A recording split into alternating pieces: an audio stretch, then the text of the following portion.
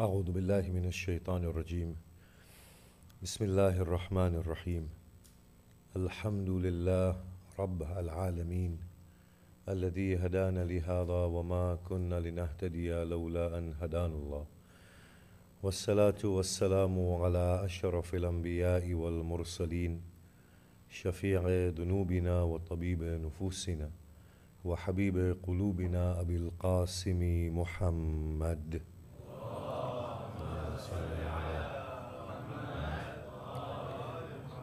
وآله الطيبين الطاهرين المعصومين المظلومين وأصحابه المنتجبين ولعنة الله الدائمة على أعدائهم أجمعين. بسم الله الرحمن الرحيم. رب اشرح لي صدري ويسر لي أمري واحلل عقدة من لساني يفقه قولي.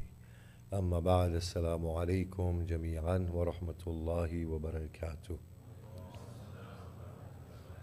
أعظم الله أجورنا وأجوركم بمصابنا بأبي عبد الله الحسين عليه الصلاة والسلام. Bismillah ar-Rahman ar-Rahim.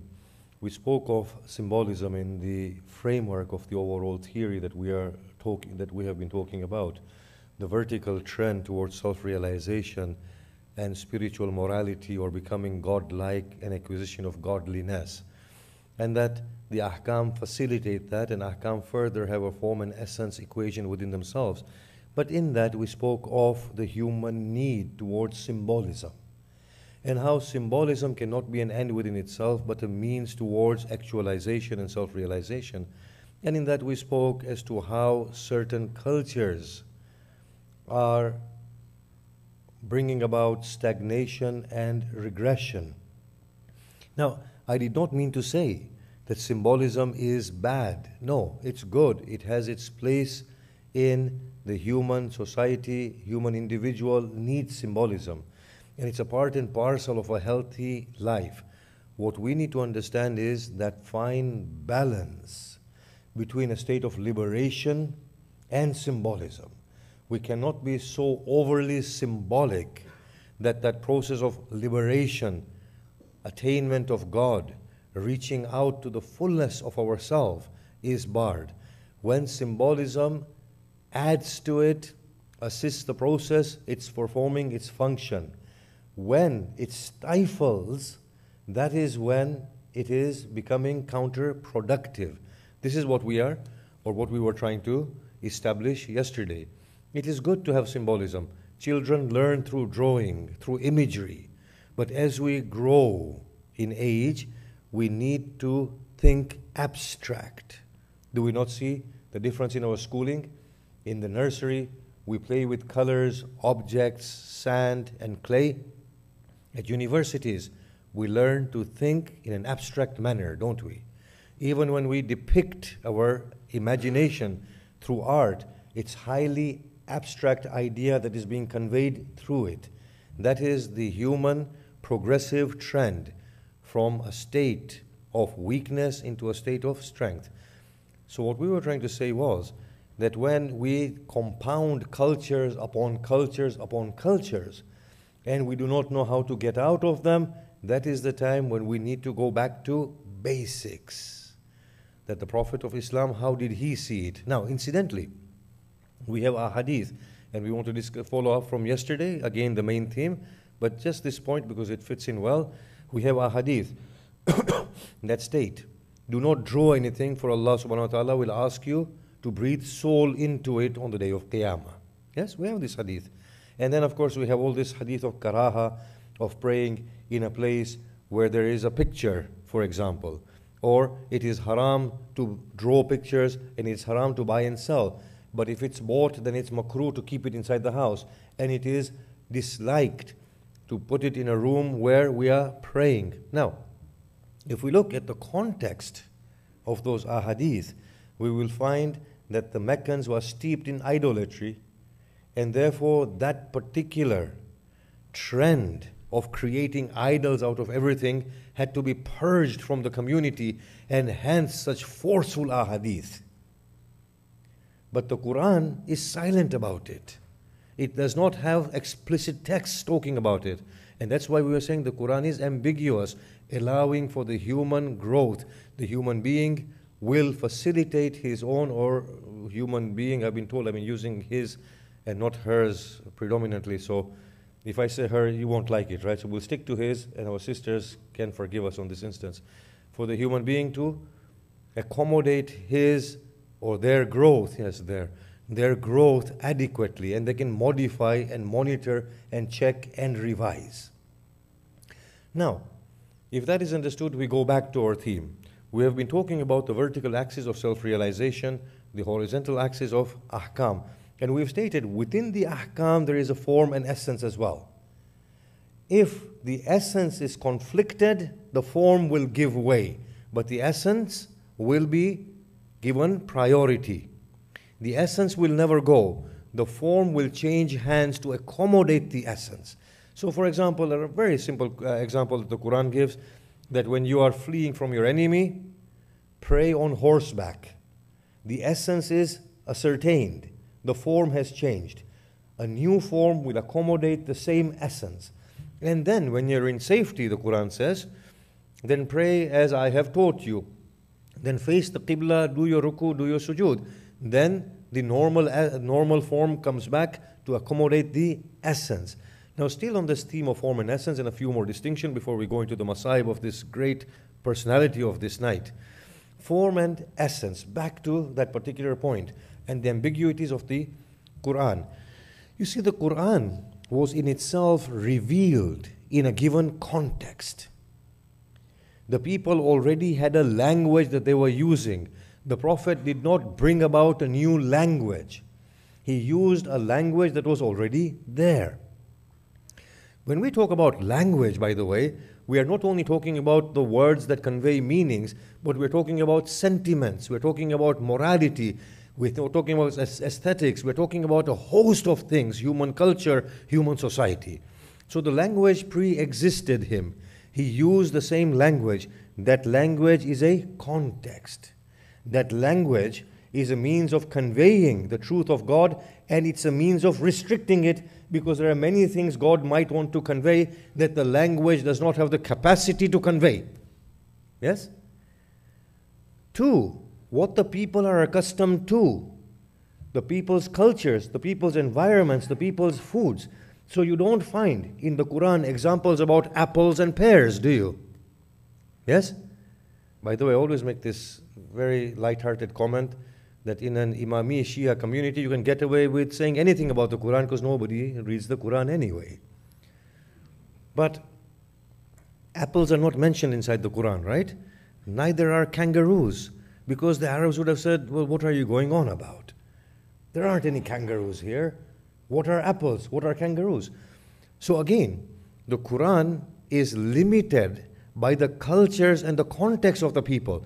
So Quran, even though it's conveying the essence in the most ambiguous way, even then it is curtailed by the context. Now the beauty of the Quran is that it is highly pragmatic. It is applicable immediately. How can it be pragmatic, at the same time ambiguous, at the same time allowing for that evolutionary trend? By being minimalistic and ambiguous and being practical all at once, and that's the miracle of the Quran. It has to fit any given situation, in accordance with that situation, carry the higher truths with it, and have the dynamism to allow the higher truth to be attained with the flowing of the society. And that is the marvelous thing about the Quran. Can you see that? Immediately, it has to be applicable to the people to whom it's coming. 1. It knows also that this context is a momentary context. So it should have the higher truths reflected within it, so that the higher truths are always there. And it has to have a mechanism for the achievement of the higher truths, and that is the ambiguity of the Quran. Now, let us give an example. Cutting off of the hands. The Quran says the male thief, the female thief, cut off their hands. It is highly pragmatic, practical in that society. But that society does not have anything else but the chopping off of hands. They don't have any other means. They don't have necessarily the sophisticated rehab centers that we have here today. It doesn't have the sort of prisons that we have. So it has to be mindful of the immediate context of the people, and that it applies to the people immediately, and it is productive. So people say, yes, this makes sense. It's value-based law. The law gives value because it offers protection of society and protection of people and reformation of society immediately. And at the same time, the means are available for the chopping of the hands. So here, what do we see? It's practical. The essence is there, that it is offering protection of society, reformation of society as well. And at the same time, the means are there, and it allows us to think into it once again.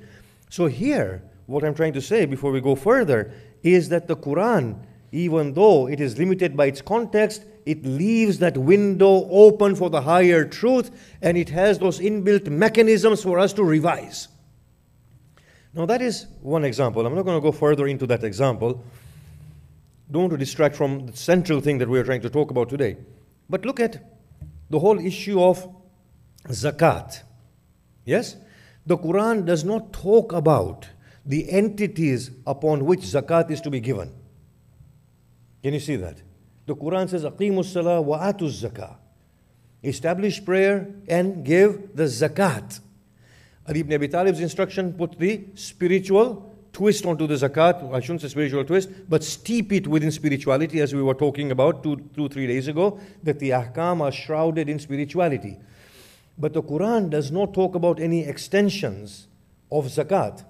The Prophet mentions the extensions, the camel, the cattle, the goat, the crop, gold coins, silver coins. Why has the Quran left it ambiguous? This thing, Allah subhanahu wa ta'ala knows that the zakat is something that has a function within the human society and the human community. And it will grow and it will revisit it and set new stipulations. What was the purpose of zakat? It wasn't only a spiritual act, it had a pragmatic value. We need to sustain a healthy community. We need roads. We need schools. We need hospitals. We need everything else, other institutions, don't we? Zakat caters for that. So zakat is nothing more, nothing less than a welfare tax. The Prophet had to run his state. How else would he run it? Where would he get the money from? The people had to contribute money in order for him to create a functioning society. Can you see that? The Quran is deliberately ambiguous about it, so that the human mind, in accordance with the need of the society from era to era, can fluctuate the whole law of zakat. So it's not the case that because we don't own camels or we don't transact in gold coins that there is no zakat. And then the issue of khums. If we read the deliberations of Imam Khomeini and Sheikh Ayatollah Marhum Muntazari, we find that they both say that actually it's most akin to a state tax as opposed to zakat, the welfare tax. Zakat is sort of a welfare tax, khums is a sort of a state tax. And they make it very clear, فَخُمُسُهُ لِلَّهِ وَلِرَسُولِهِ وَلِذَوِي الْقُرْبَى وَالْيَتَامَى وَالْمَسَاكِينَ وَابْنَ السَّبِيلِ إِنَّمَا غَنِمْتُمْ. And this verse has been repeated once again when it comes to the Anfal. Khums also has a historical precedent. Within the pagan Arabs, the chief used to take 1/4 of every earning of his tribes. The Quran came and lessened it to 1/5 and brought about 6 extensions for it. So here we had 2 types of taxes. We had the zakat and we had the khums. Now, if we were running an Islamic community, Islamic society, yes, without anything else, take away all human experience, all human evolution, our community is expanding. We are evolving. We are growing. There is a need now for international relations, international trade, so on and so forth. And if the zakat is not sufficient on camels and goats and cattle and crop and gold and silver coin, what would the state do? It would impose further extensions of zakat, wouldn't it? It will increase the levy of zakat, wouldn't it? And that is directly in line with the Quran, because the Quran is ambiguous about it. The Quran does not stipulate any particular extension for zakat. That would be the natural thing that the human being would do. Does that make sense? And on top of that, when people don't have camels anymore or crop anymore, Does that mean they don't give zakat at all? How is the state supposed to function? How are the poor supposed to be fed? How are small businesses supposed to be boosted? How are people supposed to be educated? How are roads supposed to be built? It was a pragmatic way of running a state. Now, a further distinction comes here that the Prophet has made. The Prophet said in Ghadir al-Khum, in his khutbah, he stated that I leave with you two weighty things, the Quran and my Ahlul Bayt. The Quran is the heavy weight, and the Ahlul Bayt is the lighter weight. Now, it does not mean in terms of spirituality. In terms of spirituality, the Quran is just paper and ink. It's nothing. The Ahlul Bayt are the masters and the lords of spirituality. Nothing can touch them. Yes? But what the Prophet meant was something else altogether. The Prophet was talking about the Quran and the Ahlul Bayt in terms of contextualization and in terms of them giving the rulings, the particular forms for evolution and growth. You see, the Quran is less contextual, even though it is context-based. But it is less contextual than the Ahlul Bayt. The Ahlul Bayt are firmly gripped by a context, like the Prophet was. The Prophet was gripped by his own personal, immediate context. Can you not see that? The Quranic verses that come, we can see the influence of the prophetic context. They come for his wives. The Prophet is the context for those verses which are revealed regarding his wives. The Prophet is a context in the sense that many verses are revealed in response to his own sentiment, in response to his own questions, in response to his own internal situations. Medina was a context. Badr was a context. Uhud was a context. These were all contexts. But then you had the Prophet's context, which is further limited, and the Imam's context, which were further limited. What do we mean by this? Let's give examples. Imam Ali Salamullah alayhi,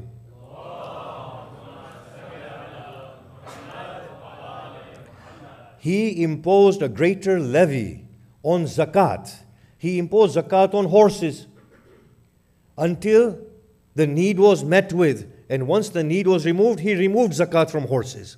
So why did he add another extension of zakat? Because his context demanded it.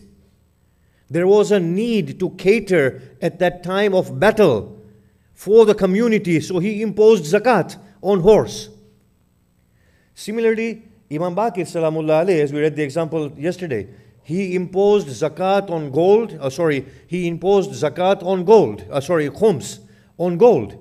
And people opposed, the people disputed with him, and he said, look, I need the money to cater for the condition and for the needs of the community. So for 1 year I'm imposing it. What does this mean? What this means is that the Quran, even though it's in a context, but it's less contextualized. It's more universal. But the Ahlul Bayt are in a very fixed context. They are all acting in terms of the essence and trying to form the essence. But the Ahlul Bayt are more restricted in their context. Now, if we've understood that, and I want to make one more distinction in just a little while. If we've understood that, then with the law of khums that comes, yes?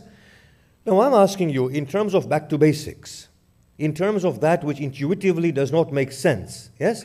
I'll ask you now, if you were to be asked about the law of zakat and of khums, that zakat is on fixed entities and khums is to be given like this and distributed like that, what will you say? You would say, well, it doesn't make sense. What is the purpose of zakat? What is the purpose of khums? What function is it supposed to play? What role is it supposed to play? Yes? Because in a functioning society, if these are taxation systems, then in that case they are allowing for the needs of the community and the growth of the community. They are not blind laws. They have to be immediate values that are yielded from them. What values are being yielded from them? But if you were to be told that zakat is a taxation that is always in flux, your minds would make sense of it. If you were to be told that khums is a particular type of taxation for a particular function, your minds would make sense of it. So now, let us look at some hadith literature and trying to point at this heavy weight and this lesser weight. That the lesser weight is more contextual, the heavier weight is less contextual, more essence directed. And the lesser weight is more form directed. Yes, if that's making sense, I don't need to explain it again. Now, Let us look at certain examples. When it comes to the Imams and the Imams' statements, the Imam said, pay khums in your locality only. The Imam said, give me khums, and when you give me khums, if one of the extensions is not there, then I will do with it as and how I want. The Quran is talking about 6 extensions. Lillah, wali rasulihi, wali dhabil qurba, wal yatama, wal masakin, wa ibn as-sabil. 6 extensions. So the Imam said, look, Allah is not here. The Prophet used to take Allah's share. The Prophet is not here. The Dhawil Qurba, which is us, the Imams, the righteous Imams from the Ahlul Bayt, who will take the first 3 shares. As for the next 3 shares, you distribute it. If you don't find any extension, it comes back to me, and it's my decision as to what I do with it as the head of the state, head of the state. Now, give it in your own locality. Don't send it away. What was the function of this khums and this zakat before we go any further within the ambiguity of the verse? It was to bring about a functioning community whose needs are met with through a proper taxation system which was fluctuating all the time. Yes? So in America, you are paying taxes 40 to 50%. In return, the community gets facilities, the fire services, the hospital, the schools, the roads, so on and so forth. This is then the tax paying all these facilities back to the people. And therefore, in the modern society, there is no need for a person in this country, and I'm saying this, don't listen to half things that I'm saying, listen to the full things that I'm going to say, yes? There is no need to pay khums or zakat because the function is already there. Yes? I don't understand why in Muslim countries, the Muslim leadership imposes taxes and then imposes khums and zakat on top. There's no need for it. If the taxes are sufficient to run the country and to see its needs, there is no need for khums or zakat. Yes? There is no need for it because the function is being fulfilled through that taxation system. And that taxation system is, in other words, khums and zakat anyway. Now, because we don't have a proper system, we are obliged towards other brothers and sisters of ours in the world that require maintenance, education, food, and shelter. So we will, as an obligation upon us, give. But that percentage that is to be given is to be decided by us. We need proper institutions, international institutions, that can say what is the percentage that needs to be given in order for the community to cater for its own needs. Now, if we've understood that, so if even in America we don't need to give it, but elsewhere we do need to give it, but the percentage is in a state of flux, and there should be full accountability, because if you were to be told in the equation of back to basic that give me the money and there's no accountability, what would you say? You would say this doesn't make sense. Yes? And especially, I mean, think about it. If something does not make sense and it came to us for the first time, if a religion were to come to me and say, well, give me money and I don't give you any account of where it's going, I would say, no, look, this religion doesn't make sense to me. It has to ascertain, and it has to justify itself that whatever it's doing is valid, not invalid. Don't leave any suspicion and doubt in my mind. Now, going back to the verse of khums, I want to build on this just a little bit. Allah does not specify who the recipient of khums is beyond the Dhawil Qurba. Allah merely says, وَخُمُسُهُ لِلَّهِ وَلِرَسُولِهِ وَلِذَوِي الْقُرْبَى. We know who the Dhawil Qurba are. Yes? These are the family of the Prophet and the Imams particularly, or only the Imams. But what about the Yatama, Masakin, Wabna Sabil, the orphans, the poor people, and the wayfarer? Here, we have ambiguity within the Quran. The fixing of a Sayyid is a contextual part. It is not the absolute extension. Can you see that? So this is the theory, that when the Imam said that these extensions are the extensions which are known as the children of Abdul Muttalib, this is a contextual part. Now why? Because it was said that zakat is a means of purification. When you purify something, what does it have? What happens? Whatever you take out, what is it known as? It's known as dirt. When I say to you, purify this, So when you purify that thing, what have you removed from it? Dirt. Does that make sense? So that's why you find this in the literature, that zakat is the dirt of people. Zakat is the dirt of people. And because it's a dirt of people, it cannot go to a Sayyid. Tell me, would this sort of a reasoning work in this sort of a society? That you eat each other's dirts, but there is one particular brand of people to whom this dirt cannot go. Can religion ever create these sort of ranks? This is what I'm trying to say. Certain things do not make sense. We need to understand them afresh. Yes? The Sayyids are people we respect utmost. There's the blood of Rasulullah in there.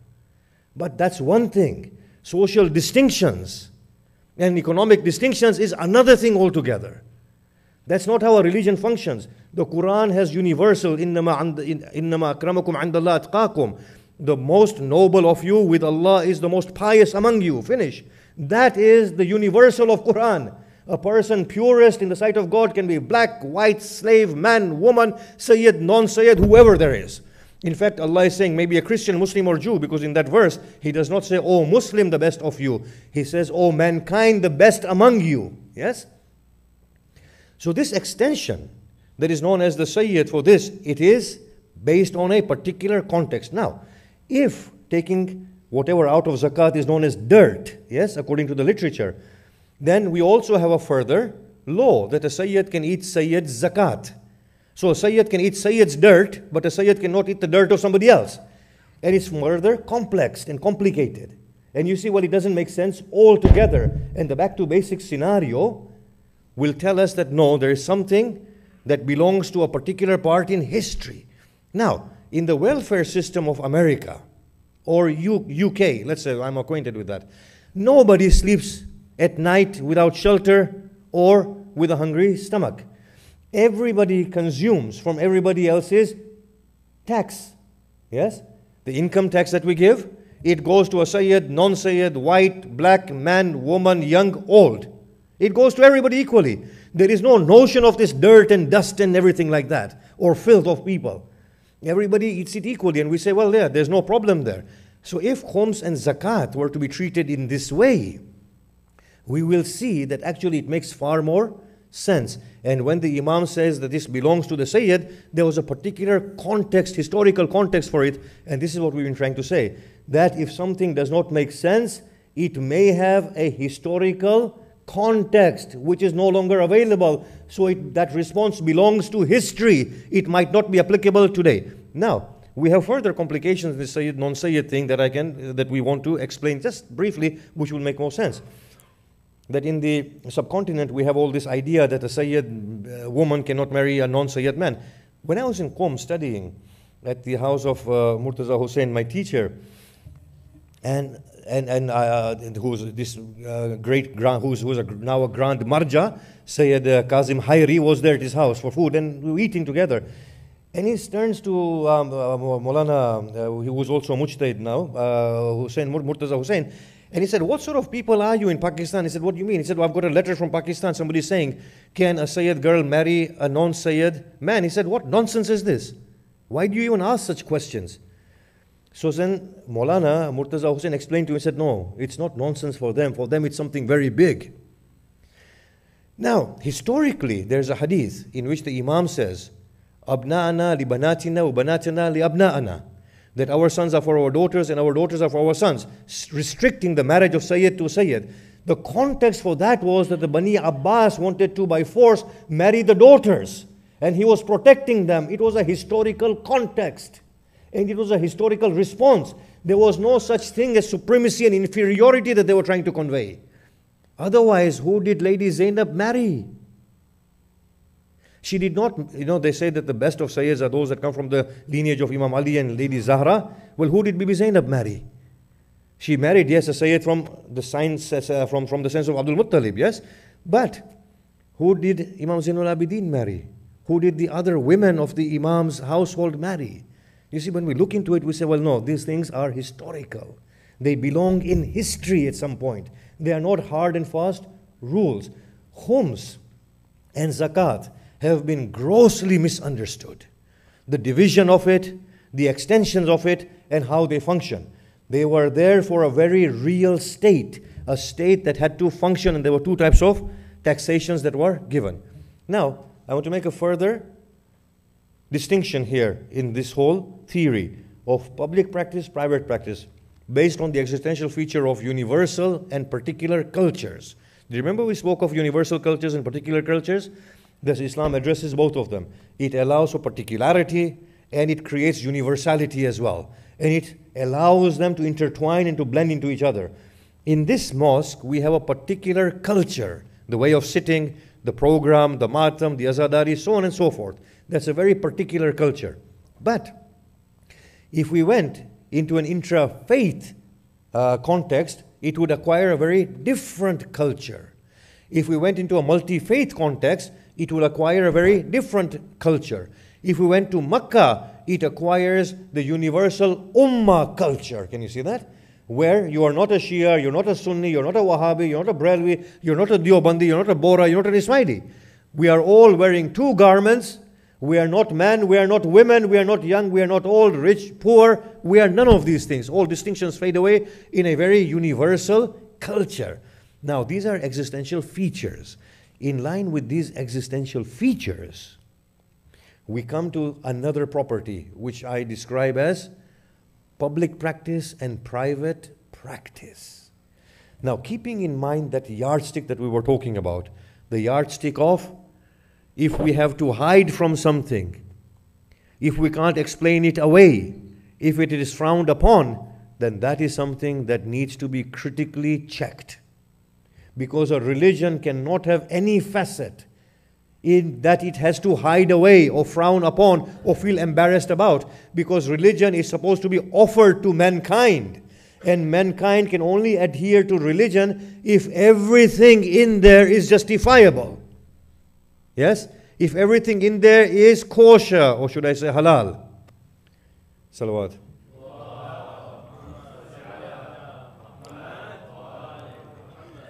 So now, in line with that, we have this public practice and private practice. What does that mean? It means that Allah subhanahu wa ta'ala knows how human existence is. We all have our individualistic ways that are not harming anybody, and neither are they harming our growth process. So He allows them. But He also expects us to be mature enough, in line with the instructions of the Quran, which are very basic and minimalistic, to be able to go beyond those cultures and embrace the greater human body and not allow our restricted expressions to divide us. Does that make sense?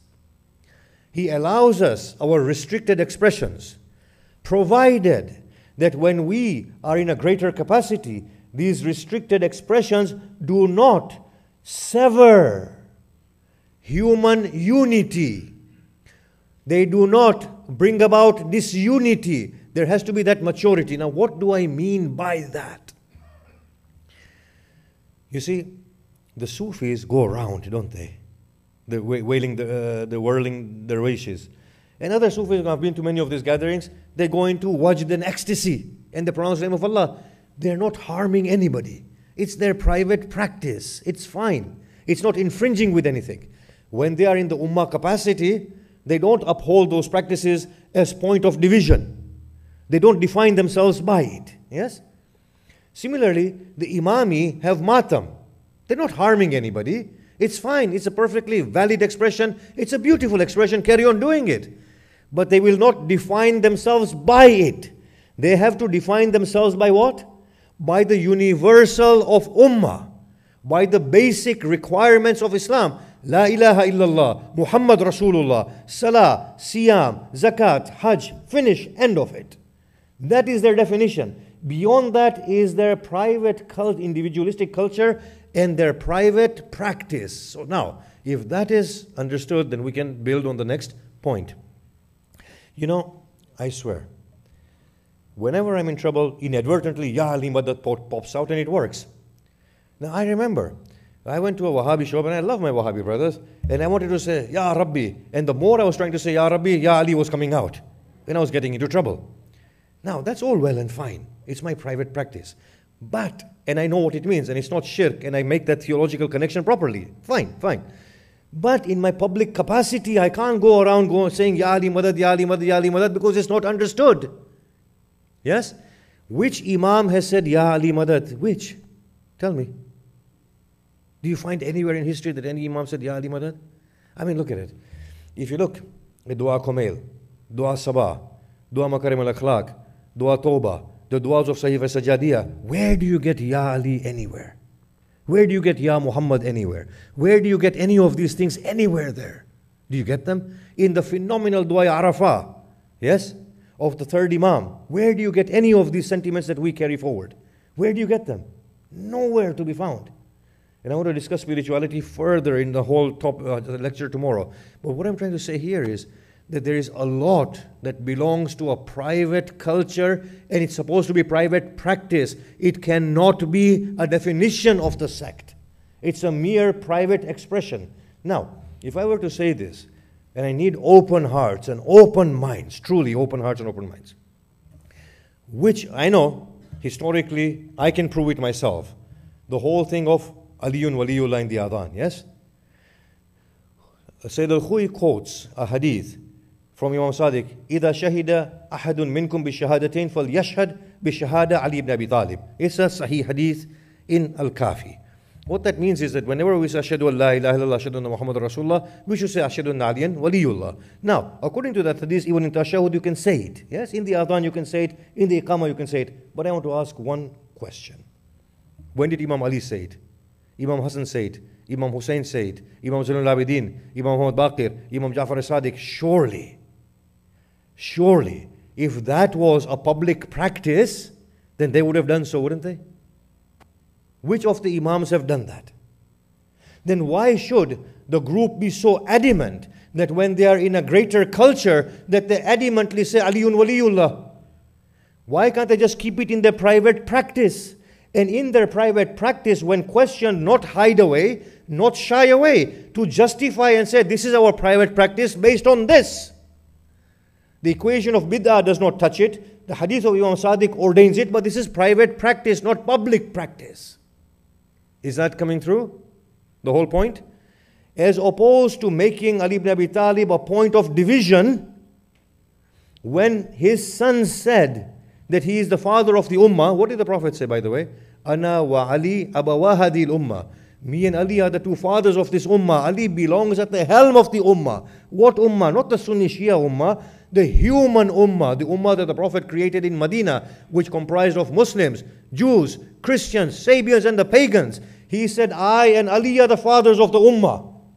That was the broad ummah that the Prophet created on humanitarian basis. That is where Ali ibn Abi Talib belongs. He does not belong in this pettiness that we have put him in. Yes? So now, in the public practice, there is no need to be adamant and make Ali ibn Abi Talib this super giant. Do you know, honestly, there are not many men that can make me tremble and shake in awe. When I see Muhammad Rasulullah and Ali ibn Abi Talib, I tremble in awe as to how can human beings be like this. This is how grand these people are. When you look at Imam Sadiq, my God, Aristotle appears like a baby in front of him.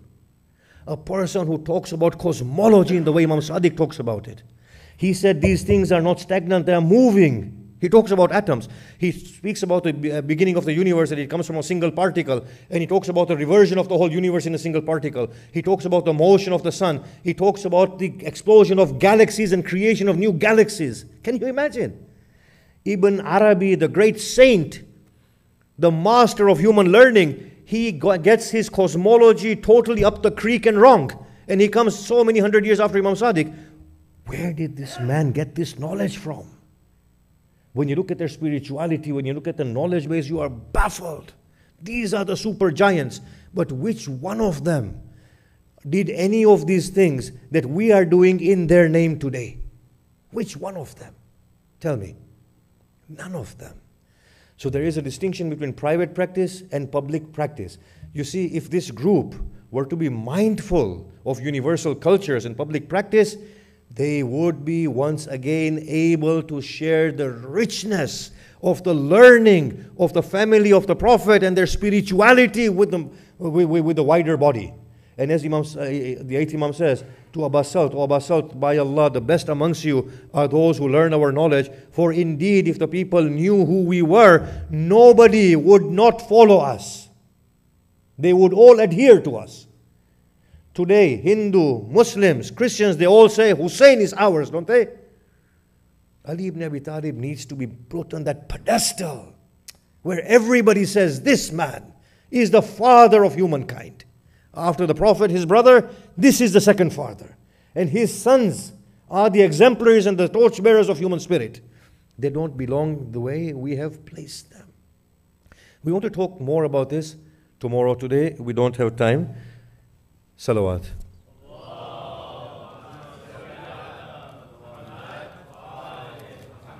In honor of Hazrat Abbas, I'm going to do a little bit of an extended Masaib of Hazrat Abbas.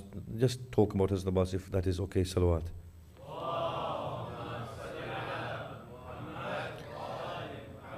About Abbas, it is said, the hadith of 7th Imam, that Imam Hussein went for his final battle. And there was an inspiration on the heart of Imam Hussein. O Hussein, look towards the heavens. And he looks towards the heavens and he sees them filled with angels. The inspiration said, O Hussein, take aid of these angels, destroy your enemies, spare your life, and you will still have the reward that I have prepared for you at your martyrdom. Tears rolled from his eyes, and he said, O Allah, they have killed my Abbas. That was Abbas for Hussein. We are told about Abbas that when he ascended his steed, his feet would touch the ground. The lofty stature of Abbas. In the hadith of Imam Sadiq, in which he says, Kal Jabal al-Azim, he was like a lofty mountain. Wa qalbuhu kattawdil jasim, his heart was like a momentous wave. لأنه كان فارسا هماما, because he was a gallant swordsman. وبطلا ضرغاما, and a fearless warrior. وكان جسورا, he was audacious. على الطعن والضرب, amidst spears and swords. في ميدان الكفار والحرب, in the battlefield amongst the kuffar and the non-believers. This Abbas, when Bahrul Ulum took a builder to his grave, Sayyid Bahrul Ulum, because the grave of Abbas had become waterlogged and damaged, the builder narrates that I saw the grave of Abbas, and shocked, I turned to Bahrul Ulum. I said, O Sayyid, if I may be permitted, can I ask something? He said, indeed. He said, don't you describe that Abbas' stature was so lofty that when he sat on the back of his steed, his feet would touch the ground? He said, indeed, Abbas was like that. He said, then why is his grave so small? Sayyid Bahrul Ulum struck his head against the grave of Abbas and said, فَقَطَعُوهُ إِرْبًا إِرْبًا, they cut him into little pieces. When Abbas' head was struck, he placed his head upon the mane of the horse. He did not fall, but they surrounded him and began to hack at him. Abbas, it is said about Abbas, كان عمنا العباس نافض البصيرة صلب الإيمان, that our Abbas, our uncle Abbas, had penetrative insight and was firm in faith. Abbas was a man who was learned, but mostly known for the quality of his bravery. He had many names. Amongst his names are Abul Fadl, because he was the father of Fadl. Abul Qirba, the father of the water skin, because he went to retrieve water. Abdul Salih, the righteous servant. Al-Muwasi, the consoler. Al-Fadi, the person who sacrifices himself. Al-Hami, the helper. Al-Waqi, the protector. As-Sa'i, the one who strives. Qamar Bani Hashim, the radiant moon of the Hashimis. Hamilul Liwa, the bearer of the standard. Babul Hawaij, the door for the granting of supplication. Saqqa, the one who quenches the thirsts. At the death of Lady Fatima, Ali turned to one of his companions and he said, find me a woman that will bear me a brave soldier. Al-Banin was chosen. It is said, when Abbas took birth, Ali carried him and kissed his arms and wept. They said, "O Master, why do you weep?" He said, "By Allah, he will have them cut in the love of his brother Hussein." When the news reached Medina, when Bashir came to Medina, and he said, "Ya Ahla Yathrab, O people of Medina, la muqama lakum biha. You have no place in Medina henceforth. Hussein has been killed." An old lady appeared. She said, "Silent, O man. You cannot be speaking the truth." He said, "Dear maid of God, I speak the truth." She said, "Where was my Abbas? Your Abbas was killed. How can anybody overpower my Abbas?" He was deceived, and his arms were cut from his body, and then an iron mace was struck upon his head, and that is how your Abbas was killed. She said, "If his arms were cut, then how did he arrive upon the plains of Karbala?" I will say, Al-Banin, as Zainab might have arrived on the 11th of Muharram. Abbas is a standard bearer. There's a whole history of standard bearers. Ali ibn Abi Talib bore the standard in Badr. Then, after the killing of many Sahabas in Uhud, 25 years after, Muhammad ibn Hanafiya bore the standard at Siffin and Nahrawan. At Siffin, we find this scene that Ali ibn Abi Talib tells his companions, "Look at the battle of my Hassan and my Hussein." They look at the battle and they turn to Ali. They say, "Oh Ali, if it is not audacious, may we say something?" He said, "Say." He said, "Your Hassan fights well, but your Hussein does not fight. There is somebody who follows him like a shadow and kills every opponent of Hussein before they arrive at Hussein." He said, "That is my Abbas." He said, "Why do you send Abbas and Muhammad ibn Hanafiya and keep back Hassan and Hussein?" He said, "Hassan and Hussein are the children of the Prophet. Abbas and Muhammad ibn Hanafiya are my children. Hassan and Hussein are my eyes. Abbas and Muhammad ibn Hanafiya are my hands. It is the right of the eyes that the hands should protect them." This Abbas is 13 years of age in Siffin. Ali ibn Abi Talib was the finest swordsman the Arabs had ever seen. He would go in single combat, effortlessly cut his opponent. Abu Ash'as came, a renowned warrior amongst the Shamis, the Syrians, and called out for his equal. But they dared not face Ali ibn Abi Talib. Ali sent Abbas without them knowing, with a face covering and a face mask. Abbas rode up to Ash'as and effortlessly slew him. They cried out, "It is Ali deceiving you with a face mask. Do not approach him." There was great commotion in the Syrian army. As this was happening, Ali ibn Abi Talib rode from behind, came next to Abbas, and as he unmasked him, it was as if the brilliant moon was being revealed from behind the darkened clouds. He said, "Ana Ali ibn Abi Talib, wa hada Abbas qamar Bani Hashim." This is Abbas, the radiant moon of Bani Hashim. Abbas is a standard bearer of Hussein's army. Ali ibn Abi Talib gives a khutbah that let your standard bearer be the bravest amongst you. For so long as that standard stands, the morale of the army is assured. As soon as the standard falls, the morale of your army has broken. Yazid sat upon his throne. As the war booty and the spoils of war were being brought in, he looked on and he stood from his chair, then he sat down. He looked at it again and stood from his seat and sat down. The third time he stood, he said, "Whose standard is that? It has no place intact apart from the place that held the hand." They said, "It is Abbas's standard, and it did not fall until his arm was cut." He said, "Wallah ya Abbas laqad abayta al-la'an." "O Abbas, by Allah, you refuse to give in. It is a right of a brother that his brother should defend him in the way you have defended your brother." Abbas's strength cannot be described. Zainab could not conceive how the enemies could loot her tent when she had somebody like Abbas. The children could not understand why they would be thirsty when they have an uncle like Abbas.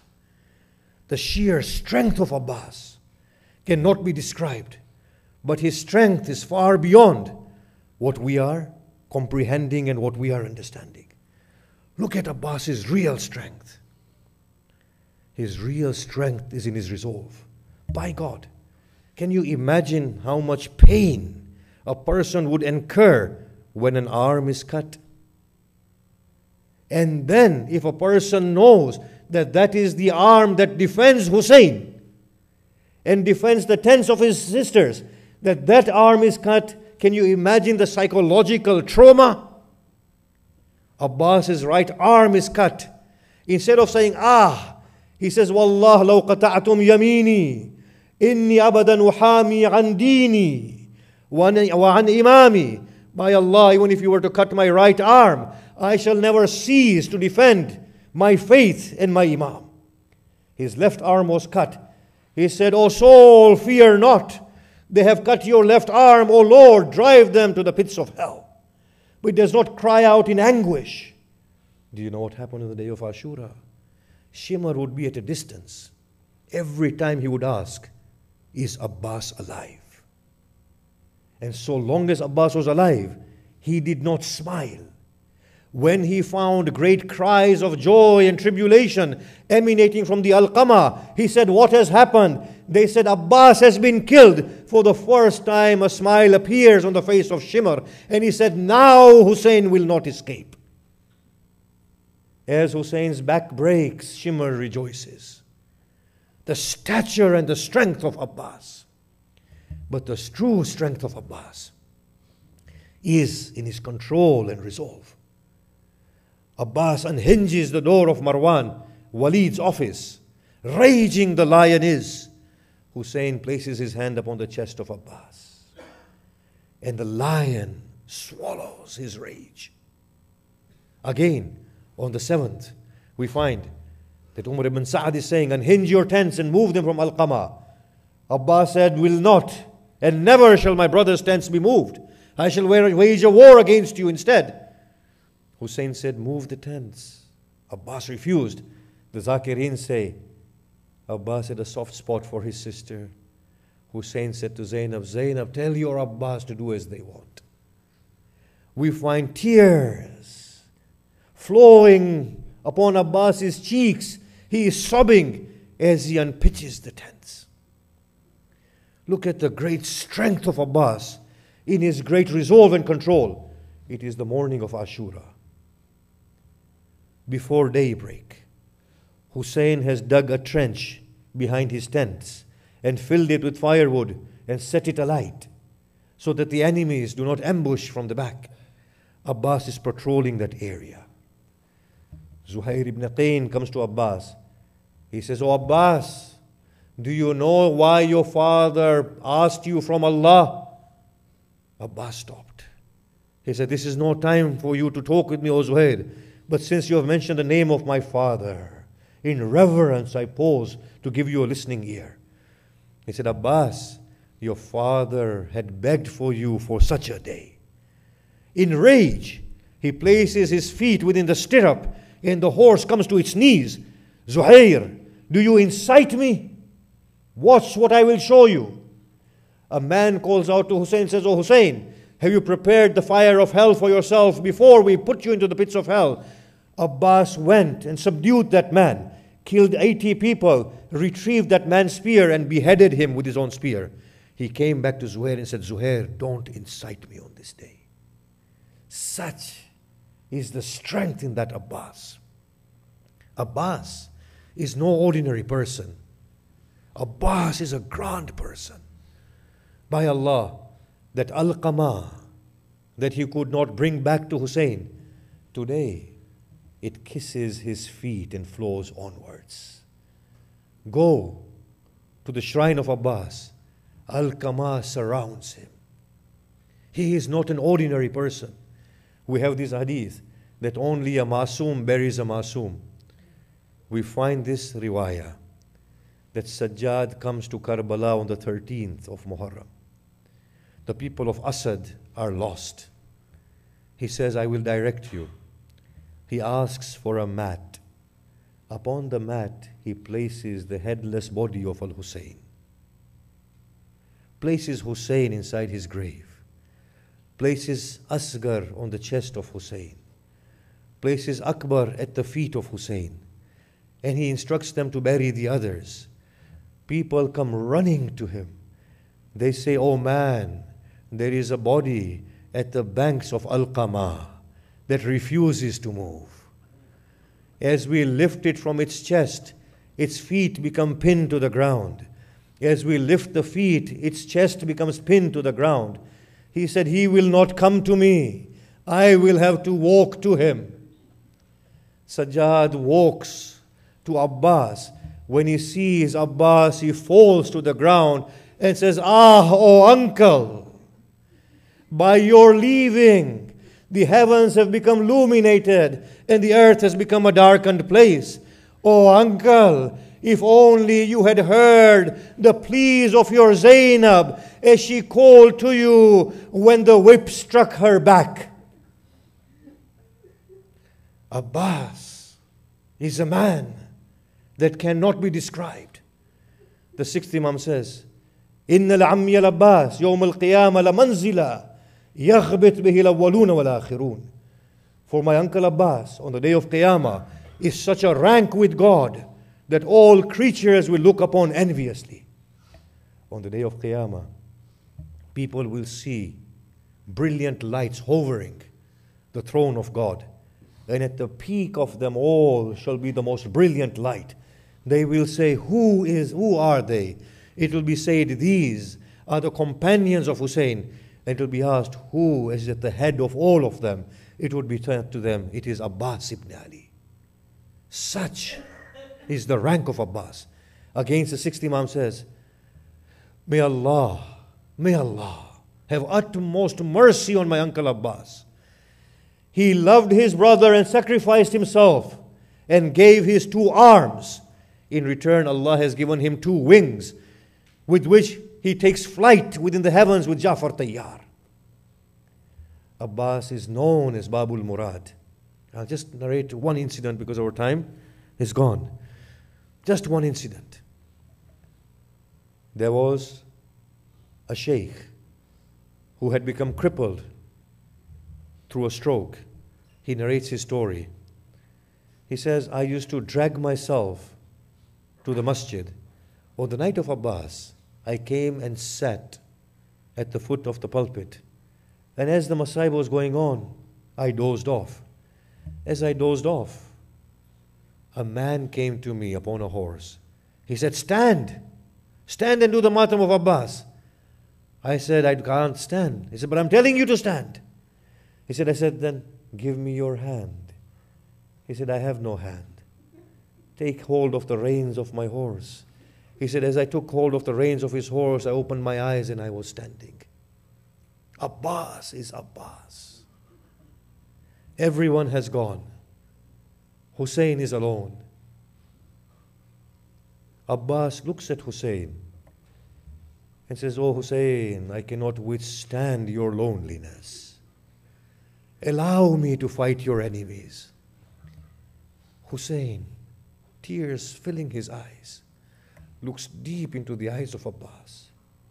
إِذَا مَضَيْتَ يَا Abbas. If you go, O Abbas, فَرَقْتَ بَيْنَ عَسْكَرِي. You will break the morale of my soldiers. He said, 'Oh Hussein, what army, what soldiers? It is only you and I.' He said, بِنَفْسِ أَنْتَ يَا Abbas.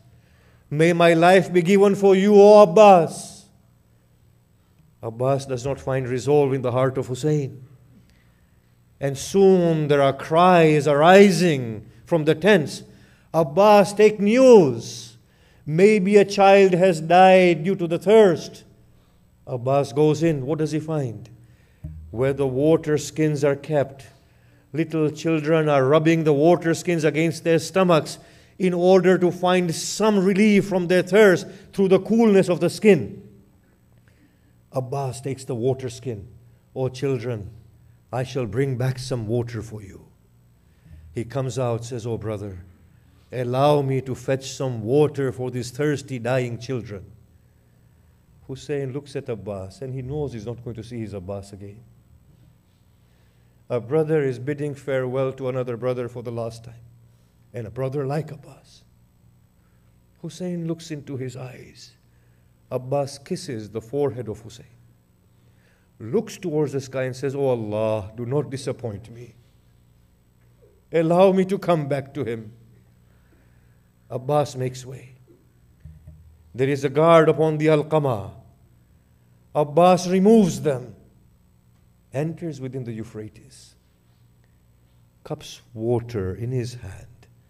The reason why he did that was because his steed would not drink until the steed saw Abbas drinking.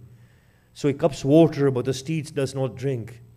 Abbas draws water near to his eyes. And he says, "Ya nafsu, min ba'd al-Husayn huni." O soul, you have no place in this world after Hussein. It does not befit you to live if Hussein does not live. Had al-Husayn warid al-manuni. This is Hussein surrounded by death. Shall you drink from the cold water? In a rage, he throws water away. And he says, "By Allah, ma hada fi'alu dini." By Allah, Abbas's religion does not allow him to do such a thing. He fills the water skin, comes out of the Alqama. The enemies know they cannot face this Abbas. There are trees around. Some of them hide behind the trees. As Abbas comes out of the Alqama, Hussein anxiously looks on. He looks at the standard of Abbas emerging from the Alqama. Abbas engages with his enemies. Somebody strikes him from the back and cuts his right arm. Abbas takes the water skin and the alam in his left arm. He carries on fighting. His left arm is struck.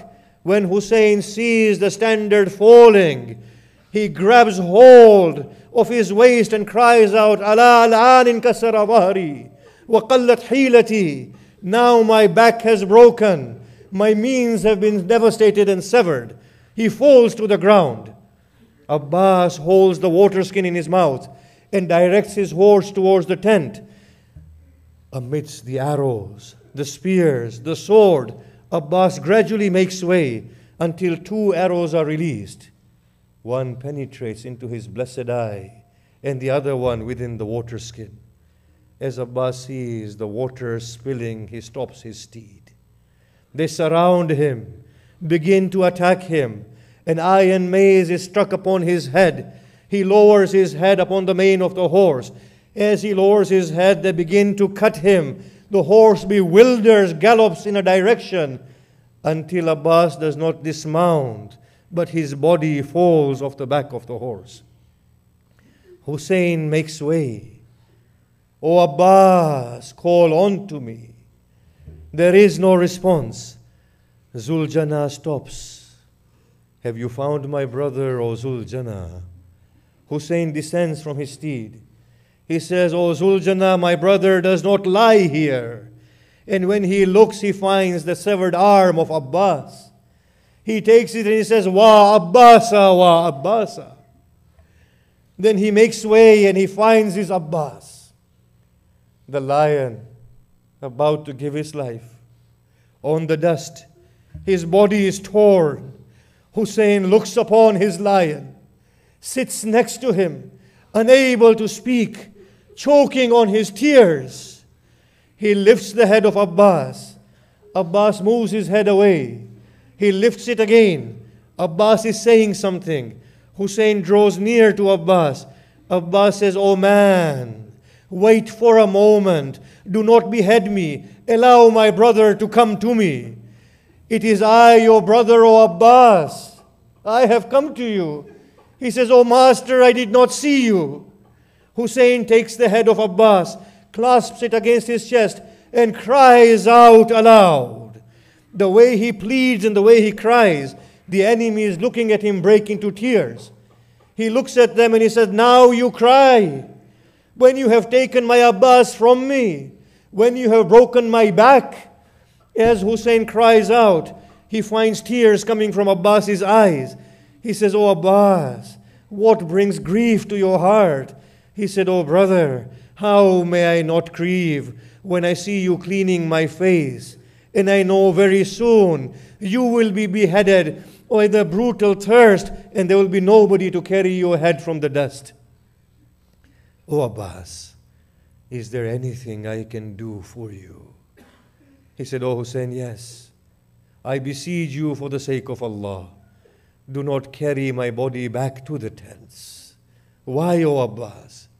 If Zainab sees me in this state, her morale will break. "Oh Hussein, I made a promise to your little Sakina. Oh Hussein, how should she see me in this state?" Abbas is dying. Hussein begins to lift Abbas. Abbas opens his eyes. "Oh Hussein, what is it that you do?" "Abbas, I must carry you back." "Hussein, leave me. Go." Abbas breathes his last. Hussein carries the alam of Abbas. With his head lowered, ascends Zul-Jannah, comes towards the tent. We find this scene that Zainab sees the alam of Abbas. She is running towards the alam. Sakina precedes him with the children as they see the standard of Abbas. When they find Hussein, Sakina cries out, "Oh father, do you have any news of my uncle Abbas? He lies slain on the banks of the Euphrates, O child." Zainab said, "Oh brother, why did you not bring my Abbas back to me?" He said, "Oh Zainab, even on his final breath, he was thinking of you." She slapped her face and she said, "Wa dayata, wa qillata nasara, wa Abbasa." Matem Hussein.